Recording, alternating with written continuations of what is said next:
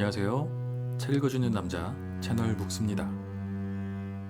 오늘 소개드릴 책은 체오프 단편선이라는 단편집이고요. 저자는 물론 안톤 체오프입니다. 책이 주는 유용성은 정말 다양합니다. 어떤 지식을 주기도 하고 또 어떨 때는 위로를 해주기도 하고 또 감동을 주는 책도 있고 살아가는 어떤 열심히 하기 위한 동기를 부여해주는 그런 동기부여 서적도 있습니다. 그 오락이라는 관점에서 책을 생각해 보면 뭐니 뭐니 해도 책이 주는 가장 큰 장점은 재미라고 생각합니다. 특히 이야기책인 소설 장르에서는 더 그런 것 같고요. 그런데 소설 중에서도 첫 장을 말 그대로 첫 장을 넘기는 순간부터 마지막 장까지 책을 내려놓을 수 없는 그런 어떤 숨막히는 몰입감을 주는 그런 소설도 있고, 또 어떤 소설은 잔잔하게 전개되지만 다 읽고 나면 아주 긴 여운이 남는 또 그런 소설도 있습니다. 어떤 소설은 아주 긴 이야기가 이어지는 10권도 더 되는 장편 소설 이런 것들도 있고요. 또 어떤 소설은 채 몇 장도 되지 않는 아주 짧은 초단편 소설, 이런 소설도 있습니다. 소설 중에도. 그런데 이 책 체오프 단편서는 단편 소설의 거장이다 라고 불리는 안톤 체오프의 단편 소설들을 모아놓은 단편집입니다. 체오프 단편선을 이야기하자면 우선 작가인 안톤 체오프에 대해서 이야기하지 않을 수가 없을 것 같습니다. 저 개인적으로는 언젠가 이름은 어디선가 들어본 것 같지만 사실 익숙한 작품은 좀 없는 작가다라는 정도의 느낌밖에 없었고요. 그런데 사실은 알고 보면 이 문학계에서 체오프에 대한 평가는 굉장히 높은 편이라고 합니다. 안톤 체오프는 1800년대를 살다간 러시아의 소설가이자 극작가, 희극도 쓴 극작가인데 기드 모파상과 함께 현대적 단편 소설을 완성시킨 작가다. 이런 칭호를 받고 있습니다. 이 단편 소설의 거장으로서 우리에게도 익숙한, 훨씬 더 친숙한 어니스트 헤밍웨이나 버지니아 울프, 이런 아주 유명한 수많은 작가들이 자신은 체오프에게서 영향을 받았다, 이렇게 스스로 이야기를 하는 그런 작가입니다. 그런데 재미있는 포인트 중에 하나가 이렇게 위대한 작가가 처음에는 살기 위해서, 생계를 위해서 글을 파는 쪽에 가까웠다라고 합니다. 많지 않은 돈을 받고 양산용으로 글을 막 찍어내는 모습에 가까웠던 것 같습니다. 요즘으로 치면은 수익화 블로그를 만들기 위해서 막 양산형 글을 써내는 그런 모습이었던 것 같고요. 제 개인적인 사견이지만 어떤 동기든지 간에 글을 이렇게 계속해서 쓰다 보면 글이 늘 수밖에 없다라고 생각을 합니다. 많은 글쓰기 책에서도 똑같은 얘기를 하고요. 이 체오프 본인이 가진 작가적인 재능과 자의반 타의반으로 이런 반강제적인 트레이닝이 아마도 체오프를 세계적인 문호로 만든 것이 아닐까, 이런 생각을 해봅니다. 이 작품 해설 중에 이런 내용이 있는데 제가 이 부분을 좀 발췌해서 읽어드리면, 체오프가 처음으로 글을 쓰게 된 동기는 예술적인 것과는 거리가 멀었다. 1880년 20살 되던 해부터 그는 자신과 가족의 생활비를 벌기 위해서 의학 공부를 하는 틈틈이 싸구려 잡지나 신문에 꽁트와 유머 단편들을 기고하기 시작한 것이다. 한 줄에 5코페이카를 쳐주는 원고료를 모아 가족의 생계에 보태기 위해서는 글자 그대로 밤낮 없이 글을 써대야만 했다. 1880년에서 1887년 사이에 그가 쓴 단편소설, 꽁트, 만평이 무려 500여 편에 달한다는 사실은 작가의 놀라운 창작력보다는 이 시절의 고달픈 삶의 풍경을 떠올리게 한다. 이렇게 작품 해설에 설명을 하고 있습니다. 어떤 작가들은 평생 한 편, 아니면 두 편, 원히트 원더라고 그러죠. 한 편의 작품을 남기고 가는 작가들도 있는데 7년, 8년 사이에 무려 500여 편의 글을 남겼다고 하니 말 그대로 글을 써대는 시절이었던 것 같습니다. 이런 기간이 결국 이 위대한 작가 체호프의 발판이 되지 않았을까 생각을 해보고요. 이 체호프가 또 죽으면서 남긴 말도 굉장히 흥미롭습니다. 1904년 44세라는 비교적 젊은 나이에 죽으면서 마지막으로 남긴 말이 나는 죽는다 라는 말을 남기고 운명했다라고 합니다. 뭐 틀린 말은 아닙니다. 하여튼 이 책 체호프 단편선에 실린 작품들은 총 10편입니다. 꽤 많습니다. 관리의 죽음, 공포, 배짱이, 드라마, 베로치카, 미녀, 거울, 내기, 티푸스, 주교 이렇게 총 10편의 단편이 실려 있고요.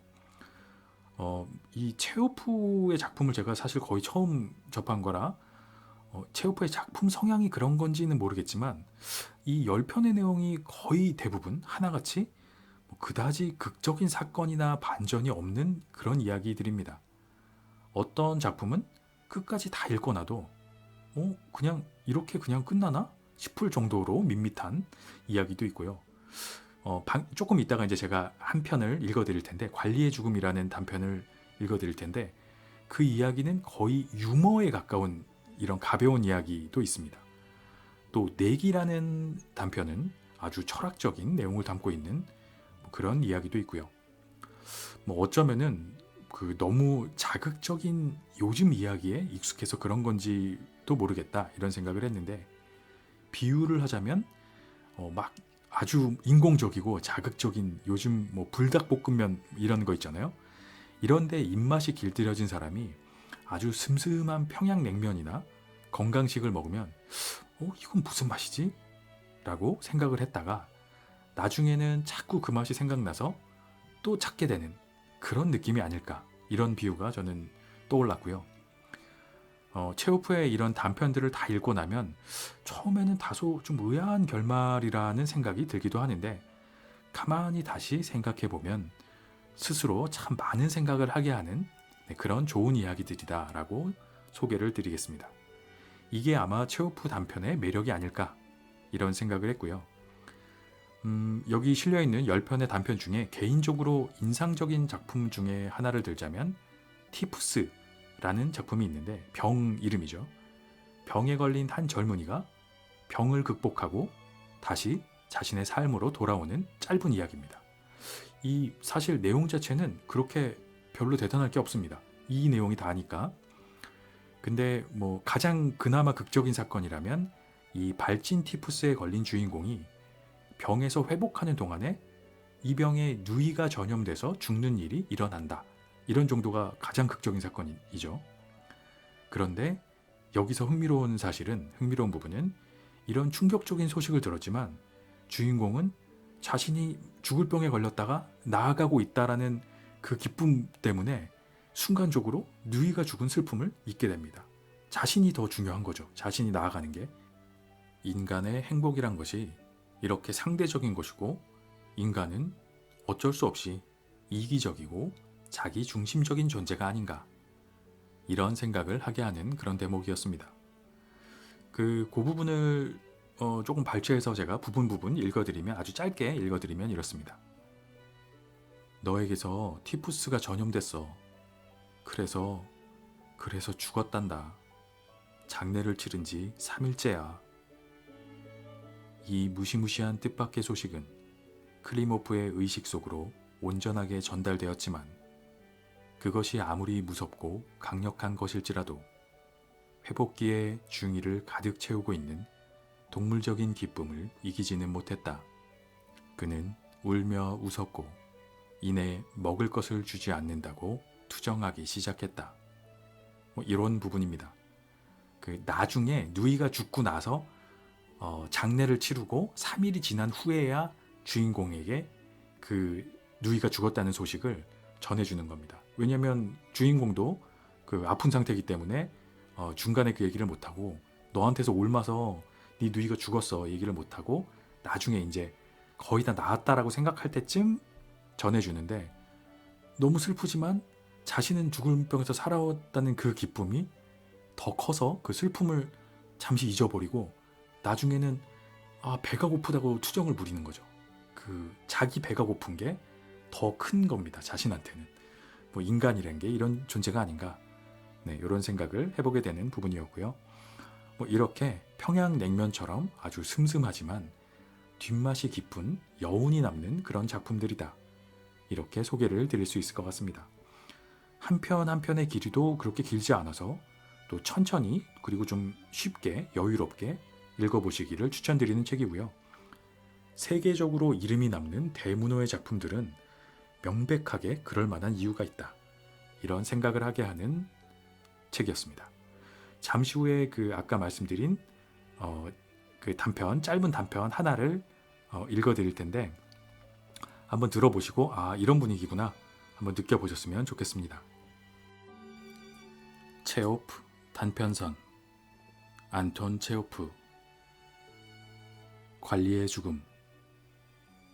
어느 멋진 저녁 이에 못지않게 멋진 회계원 이반 드미트리치 체르바코프는 객석 두 번째 줄에 앉아서 오페라 글라스로 코르네빌의 종을 보고 있었다. 공연을 보면서 그는 행복의 절정에 다다른 기분이었다. 그런데 갑자기 소설에서는 이 그런데 갑자기와 자주 마주치게 마련인데 작가들이 그러는 것도 당연하다. 인생이란 그처럼 예기치 못한 일로 가득 차 있으니까. 그런데 갑자기 그가 얼굴을 찡그리더니 눈을 희번덕거리며 숨을 멈추었다. 그는 오페라 글라스에서 눈을 떼고 몸을 숙였다. 그리고는 에취 보다시피 재채기를 한 것이다. 그 누구라도 그 어디에서라도 재채기를 막을 수는 없는 법이다. 농부도 경찰서장도 때로는 심지어 국장님도 재채기를 한다.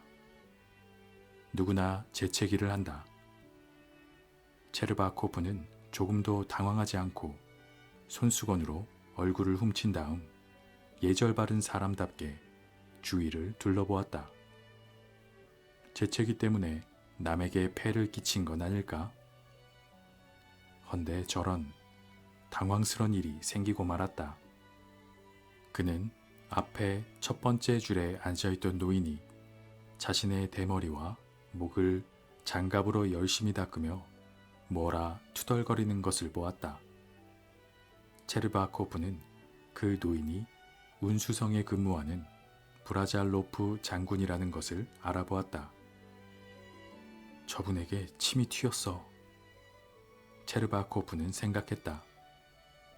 우리 부서장은 아니지만 그래도 곤란하게 됐군. 사과를 해야지. 체르바코프는 헛기침을 하고 나서 앞으로 몸을 숙이고 장군의 귀에다 속삭였다. 용서하세요, 카카.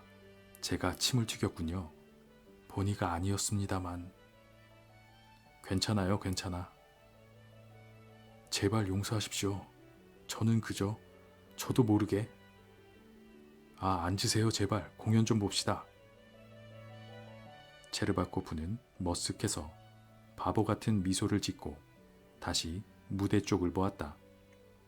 보기는 봤으나 행복감은 더 이상 느낄 수 없었다. 불안감이 그를 괴롭히기 시작한 것이다. 휴식 시간에 그는 브리잘로프에게 다가갔다. 주변에서 얼쩡거리던 그는 마침내 용기를 내어 더듬더듬 말했다. 제가 침을 튀겼습니다, 카카. 용서하십시오. 전 그저 다만... 정말 나는 벌써 잊어버렸다니까. 아직도 기억이요? 장군은 그렇게 말하며 신경질적으로 아랫입술을 떨었다. 잊어버렸다고 하지만 눈에는 원한이 담겨있는걸. 체르바코프는 그렇게 생각하며 의심스런 눈초리로 장군을 흘깃거렸다. 말도 안 하려고 하네. 내가 전혀 그럴 의도가 없었다고 해명을 해야 될 텐데. 재채기는 자연의 순리라고 말이야. 안 그러면 내가 일부러 침을 튀긴 거라고 생각할 거야. 지금은 그런 생각을 안 하더라도 나중에 그러겠지. 집에 돌아온 체르바코프는 아내에게 자신의 무례한 행동에 대해 이야기했다. 그가 보기에 아내는 이 사건을 너무 가볍게 받아들이는 것 같았다. 그녀는 깜짝 놀라긴 했지만 브리잘로프가 다른 부서 사람임을 알고는 안심했던 것이다. 그렇더라도 당신이 가서 사과하세요. 그녀는 말했다. 안 그러면 당신이 사람들 있는 데서 예절도 못 차린다고 오해할 테니. 그래, 바로 그거야. 사과를 했는데도 그 사람은 뭔가 이상했어. 한마디 대꾸도 없더라고. 하긴 제대로 이야기할 시간도 없었지만. 다음날 체르바코프는 새 관복을 차려입고 말끔하게 면도한 다음 브리잘로프에게 해명하러 갔다. 장군의 접견실에는 청원자가 많이 보였고 그들 틈에서 바로 그 장군이 벌써 접견을 시작하고 있는 것이 보였다. 장군은 몇몇 청원자들과 이야기를 주고받은 뒤에 눈을 들어 체르바코프를 보았다. 기억 나실지 모르겠지만 카카, 어제 아르카지아 극장에서 회계원은 여쭙기 시작했다. 제가 재채기를 했습조만 그래서 본의 아니게 침을 튀겼습니다. 무슨 쓸데없는. 그래서 어쩌겠다는 거요? 선생은 무슨 일이시죠? 장군은 다음 청원자에게 고개를 돌렸다. 말하기 싫다 이거군. 체르바코프는 그렇게 생각하며 얼굴이 창백해졌다. 화가 났다는 얘기야. 아니, 이대로 내버려둬선 안 되겠어. 해명을 해야지. 장군이 마지막 청원자와 면담을 끝내고 내실로 향하려 할 때 체르바코프는 황급히 그를 쫓아가며 중얼거렸다. 카카, 제가 감히 이렇게 폐를 끼치게 된 이유는 외람된 말씀이지만 참회의 감정 때문입니다. 본의가 아니었다는 걸 제발 알아주십시오. 장군은 울상을 지으며 손을 흔들었다. 여보세요, 날 놀리자는 겁니까? 뭡니까? 그는 그렇게 말하고는 문을 닫았다. 놀리다니? 무슨 말이지? 체르바코프는 생각했다. 놀리려는 생각은 조금도 없었어. 장군은 이해를 못하시는군. 그렇다면 좋아. 더 이상 이런 오만한 인간에게 사과하지 않겠어. 마음대로 해보라지. 편지를 쓰는 거야. 찾아가지 말고. 젠장, 안 찾아가겠어. 그런 생각을 하며 체르바코프는 집으로 돌아왔다. 그러나 편지는 쓸 수 없었다. 생각에 생각을 거듭해 보아도 무슨 얘기를 써야 될지 몰랐던 것이다. 결국 다음 날 장군에게 찾아갈 수밖에 없었다. 카카, 저는 어제 와서 폐를 끼친 사람입니다만. 장군이 그를 의아한 눈길로 쳐다보자 그는 더듬거리며 말했다. 그건 카카께서 말씀하신 것처럼 놀리려는 뜻이 아니었습니다. 저는 다만 재채기를 하고 침을 튀긴 것에 대해서 사과를 드리려던 것이었지 놀리려는 생각은 없었습니다. 어떻게 제가 감히 카카를 놀리겠습니까? 만약에 제가 웃었다면 그건 높으신 어른에 대한 존경심 때문이죠. 제가 설마...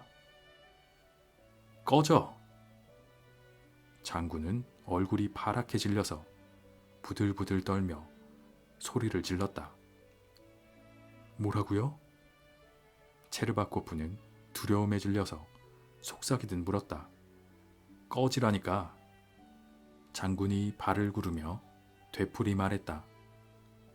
체르바코프의 뱃속에서 무언가가 터져버렸다.